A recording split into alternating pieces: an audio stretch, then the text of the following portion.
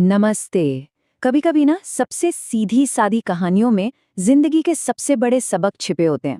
आज हम एक ऐसी कहानी की बात करने वाले हैं जो हमें सिखाती है कि भाई जिंदगी में जब बदलाव आते हैं तो उनका सामना कैसे किया जाए। जरा सोचिए क्या हो अगर एक सुबह इंसान उठे और उसकी नौकरी ही चली जाए या कोई बहुत जरूरी रिश्ता अचानक से टूट जाए। ये कहानी बिल्कुल ऐसे ही झटकों के बारे में है और ये हमें सीधा उस एक पल में ले जाती है जब सब कुछ बदल जाता है। तो ये पूरी कहानी आती है डॉक्टर स्पेंसर जॉनसन की बहुत ही फेमस किताब हु मूव्ड माई चीज से। पता है, ये किताब इतनी छोटी है कि इसे 1 घंटे से भी कम में पढ़ा जा सकता है, लेकिन इसकी सीख वो जिंदगी भर साथ रहती है। ये बदलाव को देखने का हमारा नजरिया ही बदल देती है। अब देखिए, इस कहानी को ठीक से समझने के लिए पहले इसके दो बहुत ही जरूरी आइडियाज को समझना होगा। यही इसकी नींव है, इसका बेस है। तो सबसे पहले आता है चीज। अब ये चीज क्या है? ये वो सब कुछ है जो हमें अपनी जिंदगी में चाहिए, जैसे कि एक अच्छी नौकरी, पैसा, एक प्यारा सा रिश्ता या बस मन की शांति। मतलब ये वो गोल है जिसके पीछे हम सब भागते हैं, ये सोचकर कि यही हमें खुशी देगा। और दूसरा है द मेज, यानी भूल भुलैया। ये वो दुनिया है जहां हम अपनी चीज को ढूंढते हैं। हमारा ऑफिस, हमारा समाज, यहाँ तक कि हमारी अपनी फैमिली। ये जगह रास्तों से, मोड़ों से और हाँ, कभी-कभी बंद दरवाजों से भी भरी होती है, बिल्कुल हमारी जिंदगी की तरह, है ना? चलिए अब मिलते हैं कहानी के किरदारों से। और मजे की बात यह है कि ये 4 किरदार असल में हम सबके अंदर ही मौजूद हैं। ये हमारे वो अलग अलग हिस्से हैं जो दिखाते हैं कि जब कोई चेंज आता है तो हम रिएक्ट कैसे करते हैं। तो कहानी में ना 2 टीमें हैं और दोनों एक दूसरे से एकदम अलग।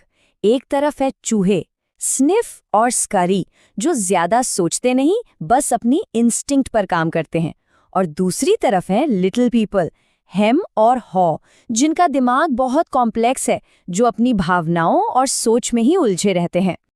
और सच कहूं तो हम सब में ये चारों किरदार कहीं ना कहीं छुपे हुए हैं। कभी हम स्निफ की तरह चेंज को पहले ही भाप लेते हैं, कभी स्करी की तरह फौरन एक्शन में आ जाते हैं, तो कभी हेम की तरह बदलाव का विरोध करते हैं, और कभी-कभी हॉ की तरह मुश्किल से ही सही पर एडजस्ट करना सीख जाते हैं।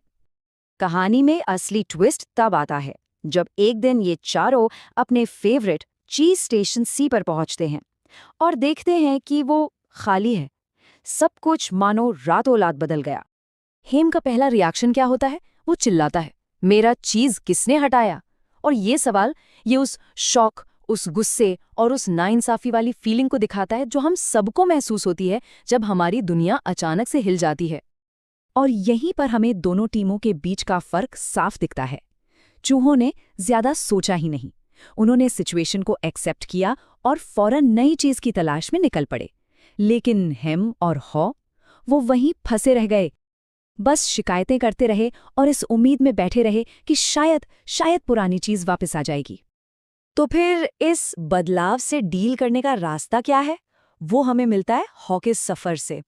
जैसे जैसे वो अपने डर पर काबू पाता है ना, वो अपनी सीखी हुई बातें उस भूल भलैया की दीवारों पर लिखता जाता है, ताकि वो खुद भी ना भूले और शायद दूसरों के भी काम आए।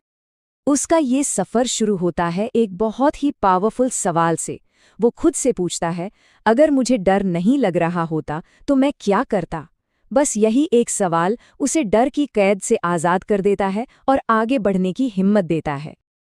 हॉ को ये रियलाइज होता है कि ये डर ही है जो चीज़ों को और बिगाड़ रहा है, उसे पीछे खींच रहा है। तो वो एक फैसला करता है, अंधेरे में बैठे रहने के बजाय वो एक नई दिशा में, एक नए रास्ते पर चलने का फैसला करता है। और यहाँ वो एक बहुत ज़रूरी सबक सीखता है कि सिर्फ एक्शन लेने से ही मोमेंटम बनता है। भले ही किसी को पता ना हो कि मंजिल कहाँ है, लेकिन आगे बढ़ते रहना, एक जगह रुके रहने से तो हमेशा बेहतर होता है। उसे ये भी एहसास होता है कि वो तो अपने ही डर का कैदी बनकर रह गया था। एक नई दिशा में कदम बढ़ाकर उसने असल में खुद को ही आज़ाद कर लिया था। उसकी अगली और सबसे बड़ी सीख ये थी कि नई चीज को पाने के लिए पुरानी चीज को छोड़ना ही पड़ता है। जब तक वो उस पुरानी जा चुकी चीज को पकड़े बैठा था, तब तक उसके लिए कुछ नया ढूंढना नामुमकिन था। और आखिर में उसे इसका इनाम भी मिलता है, उसे नया चीज मिल जाता है। और पता है क्या, ये पुराने वाले से भी ज्यादा अच्छा होता है। ये बात साबित करती है कि बदलाव को अपनाना सिर्फ सरवाइव करना नहीं है, बल्कि थ्राइव करना है, मतलब और बेहतर बनना है। तो होए कि इस पूरे सफर से हम ऐसे कौन से प्रैक्टिकल सबक सीख सकते हैं जिन्हें हम अपनी जिंदगी में भी लागू कर सकें? देखिए, कहानी का निचोड़ कुछ बहुत ही सिंपल रूल्स में है। पहला, बदलाव के लिए हमेशा तैयार रहना। दूसरा, जब चेंज आए तो फटाफट ढल जाना। तीसरा, अपनी पुरानी सोच को पीछे छोड़ना, क्योंकि वो नई मंजिल तक नहीं ले जाती। और सबसे जरूरी, इस सफर को एंजॉय करना। ये कुछ बातें हैं जो जिंदगी की किसी भी भूल भुलैया में रास्ता दिखा सकती हैं। आखिर में ये कहानी हमें बस एक बात याद दिलाती है कि बदलाव तो होना ही है, वो होकर रहेगा, लेकिन हम उस पर रिएक्ट कैसे करते हैं ये पूरी तरह से हमारे हाथ में है। तो सवाल ये उठता है कि हम सबकी अपनी अपनी भूल भुलैया में वो कौन सी नई चीज़ है जो हमारा इंतज़ार कर रही है।